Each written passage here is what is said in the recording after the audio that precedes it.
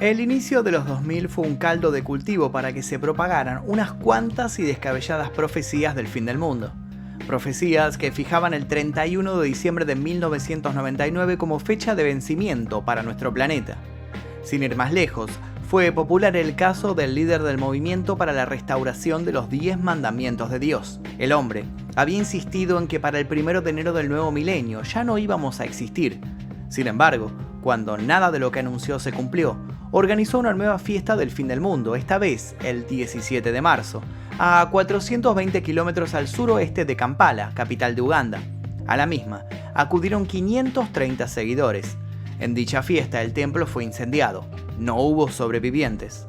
En los días siguientes se descubrió que el líder del movimiento había hecho asesinar a otros 248 seguidores, quizás por despecho, quizás para que desaparecieran los testigos de su fraudulenta empresa.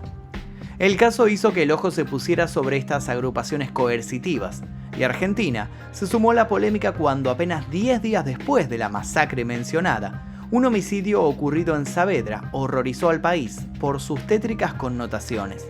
Aún hoy son muchos los que pasan por la vereda impar de Manuela Pedraza al 5800, atraídos por el morbo de ver en persona la casa que fue escenario hace 22 años de uno de los eventos más conmocionantes de la historia policial local. Los más viejos del barrio, a su vez, no dudan en remarcar que cuando todo tuvo lugar, incluso la policía que hacía guardia en la zona llevaba consigo varios rosarios colgando. Al parecer, y según estas historias que se susurran y se fueron pasando de boca en boca, los mismísimos oficiales tenían miedo de que por allí rondara el diablo. ¿Qué hubo de cierto en todo el asunto? ¿Qué fue verdad y qué fue pura especulación? Hoy, en Argentina Oculta, vamos a adentrarnos en un caso que dejó una profunda huella y varios interrogantes. La historia que se hizo conocida en los medios como el caso de las hermanas satánicas. El 27 de marzo del 2000, un grupo de vecinos decidieron llamar a la policía luego de que los gritos, los ruidos y los aullidos provenientes de la casa de los Vázquez se convirtieran en preocupantes. ¿Qué estaba ocurriendo en esas 4 paredes? ¿A qué se debía todo ese escándalo? El primer patrullero proveniente de la comisaría 49 estacionó cerca del epicentro de los disturbios. Los agentes descendieron del vehículo y luego de golpear y anunciarse en vano, uno de ellos espió por la cerradura y presenció una extraña secuencia que incluía a un hombre que parecía estar desnudo. Sin dar muchas vueltas, los agentes procedieron a entrar por la fuerza, sin imaginar lo que los esperaba. Ni bien atravesaron la puerta se toparon con una chica que no paraba de gritar. A su lado, otra joven apuñalaba a un sujeto repetidas veces. La secuencia fue veloz. Los agentes se abalanzaron sobre la agresora. Se pidieron ambulancias y refuerzos. De pronto, todo el barrio se vio invadido por sirenas rojas y azules. Luego, trascendería lo que los oficiales habían visto allí dentro. El PH en su totalidad era un completo caos. El baño estaba lleno de materia fecal y de vómitos. Todos los espejos estaban rotos. En uno de los ambientes había 3 colchones donde, luego se supo, dormían las 3 personas que se habían encontrado allí. ¿Quiénes eran?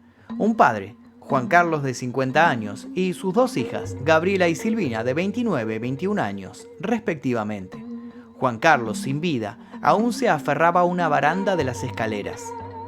Su cuerpo, como las paredes e incluso el techo, estaba cubierto de sangre. Al cadáver le faltaba parte del cuero cabelludo y la oreja derecha.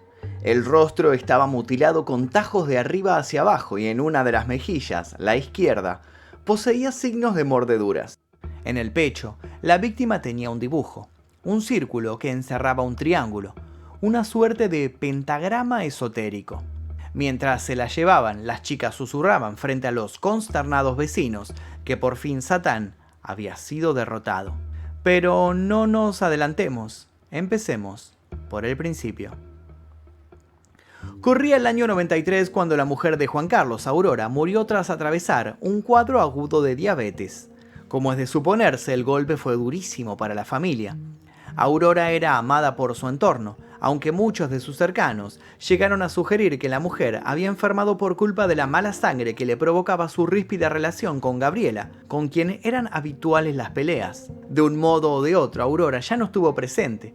Su viudo y sus hijas decidieron mudarse al barrio porteño de Saavedra, aludiendo que la nueva ubicación era estratégicamente más conveniente para todos. Juan Carlos estaba más cerca de la ferretería en la que trabajaba y sus hijas más cerca de la facultad en la que cursaban estudios.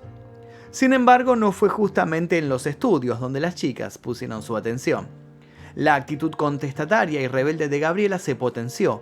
Abandonó a su novio y su círculo cercano de amigos y comenzó a salir.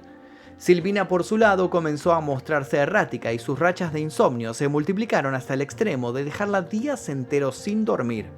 Irritable y con los nervios de punta, la chica no paraba de repetir que algo extraño pasaba en la nueva casa. Tanto y tanto insistió que su hermana no tardó en sugestionarse. Las chicas empezaron a creer que la enfermedad por la que había pasado su madre había sido causada por alguien que les había lanzado una brujería para hacerles el mal. Cuando le contaron de sus sospechas a Juan Carlos, el hombre, lejos de mostrarse escéptico, se sumó a la paranoia. Y así fue como los tres se convencieron de que una suerte de maldición había caído sobre ellos. Silvina mencionaría luego que con los días su presentimiento de que algo fuera de lo normal pasaba en la vivienda creció. Estallaban las lamparitas de luz, desaparecían cosas, había ruidos. Pero no solo eso. Sin acción humana perceptible, las camas se movían, las cortinas se corrían y el ventilador se apagaba. A veces, un hedor a carne en descomposición lo invadía todo. No quedaban dudas para la joven. La brujería que se había cobrado la vida de su madre seguía latente y ahora los reclamaba como futuras víctimas. Sin perder más tiempo y ante tan atroz panorama, Silvina y Gabriela salieron disparadas a buscar ayuda sin saber que con ese acto terminarían de sellar su trágico destino. En primera instancia, las hermanas habían ido a pedir ayuda a la parroquia Santa María de los Ángeles, situada en Manuela Pedraza y Rómulo Naón. Allí, un sacerdote les explicó que debían purificar la casa con agua bendita y rezar todo lo que pudieran.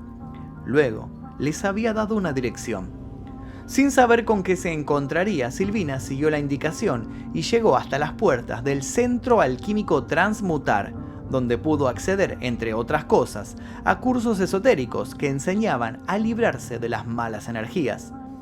El director del sitio, Sergio Echeverry, le dio a la muchacha una serie de instrucciones para que pudiera recuperar la armonía perdida y echar a las entidades invasoras de su hogar, esas que no permitían que su progenitora descansara en paz. No se privó a su vez de venderle caras velas y ungüentos que se describían como sagrados. Un día anterior al suceso que terminaría encabezando el sector policial durante meses, el dueño de la propiedad a la que Juan Carlos y sus hijas se habían mudado, fue visitado por Silvina que, ojerosa, le preguntó si en el terreno donde se erguía la casa había habido en algún momento un cementerio o algo similar. Viendo la cara de estupor del otro, Silvina se había apresurado a explicarle que un alma en pena los acosaba día y noche y quería rastrear su origen antes de hacerlo desaparecer para siempre. Los rezos, los inciensos y los elixires funcionaron para que todo se normalizara así, pero solo por un tiempo. Luego se sucedió el oscuro episodio del espejo y ya no hubo vuelta atrás. Juan Carlos, Gabriela y Silvina dormían juntos por miedo a las cosas que en la casa pasaban. Un día aseguraron ver en uno de los espejos de la vivienda la cara del diablo. En ese momento, dispuesto a proteger a sus hijas, Juan Carlos había arremetido contra el objeto, rompiéndolo a golpes. Luego de hacerlo, el hombre se detuvo a tomar aire, recuperando la compostura. Pero entonces, lo inesperado. Según el relato de las hermanas, empezó a ponerse rojo. Acto seguido, empezó a vomitar y a escupir sangre. Silvina sacó una pronta conclusión. Su papá estaba poseído. Durante la noche del miércoles y la madrugada del jueves, Silvina, Gabriela y Juan Carlos estuvieron juntos en la planta alta de la casa, leyendo el Salmo 119, queriendo liberar al hombre. Sus rezos subieron de intensidad hasta convertirse en los gritos que hicieron que los vecinos llamaran a la comisaría 49, como ya dijimos en el inicio de este informe. Silvina llegaría a declarar que el demonio quería poseerla a ella también, pero que eso no la había detenido en su misión de exorcizar a su progenitor con más de 100 puñaladas. Más tarde los forenses analizaron el cuerpo y serían unánimes al exponer que se había tratado de un homicidio en el que la víctima había mostrado consentimiento para con sus victimarios. Juan Carlos, lisa y llanamente, había entregado su cuerpo al ritual. Las diversas connotaciones del caso fueron una fiesta para la prensa de la época que, dando rienda suelta a la perversión, escribió de incesto y canibalismo con más ansias de generar pesadillas que de informar, mostrando incluso nada de tacto por la condición de Gabriela y Silvina, a quienes bautizaron con un mote que aún hoy resuena. En ese momento, dejaron de ser las hermanas Vázquez para convertirse en las hermanas satánicas. A Gabriela y Silvina las llevaron al Hospital Pirovano y estuvieron internadas durante 3 días, separadas y con custodia policial. Luego fueron trasladadas a la ex Unidad 27, la prisión que funcionaba dentro del neuropsiquiátrico Braulio Moyano. En un dictamen unánime, los psiquiatras y las psicólogas determinaron que Gabriela padecía un síndrome pseudoesquizoide con intervalos semilúcidos. A Silvina le diagnosticaron un cuadro de esquizofrenia peligroso para sí y para terceros. Las dos hermanas fueron declaradas inimputables de acuerdo con el artículo 34 del Código Penal. Una vez separada de su hermana menor, Gabriela recobró progresivamente la lucidez y se estabilizó psiquiátricamente. Tuvo una hija con una pareja que, al enterarse de lo que había protagonizado la mujer 20 años atrás, decidió alejarse. Silvina recibió el alta en 2003 y continuó sus estudios en la Facultad de Ciencias Económicas de la Universidad de Buenos Aires. Públicamente no se supo más de ella o de su estado de salud mental. Se cree que las hermanas nunca más volvieron a tener contacto entre sí. Hoy día, más de 20 años después, los abogados, peritos y funcionarios judiciales que participaron de la investigación de este caso prefieren no dar declaraciones del mismo, amparándose en un acuerdo de confidencialidad. El dueño del PH donde todo ocurrió se acercó a la prensa para anunciar que la propiedad había sido limpiada espiritualmente. Lo remarcó en varias ocasiones, preocupado por el hecho de que nadie quiere volver a ocupar la casa. Una casa que sigue escondiendo en su interior los ecos de este sangriento capítulo de nuestra Argentina oculta. Y hasta aquí un nuevo video de Argentina oculta para Clarín. Si les interesó la historia, los invito a dejar un like, a suscribirse y a activar notificaciones. También los invito a dejar un comentario aquí debajo con sugerencias para posibles futuros videos. Yo les voy a dejar un par de videos aquí para que sigan recorriendo este canal y haciendo maratón. Mi nombre es Magnum Mephisto, nos veremos seguramente la próxima.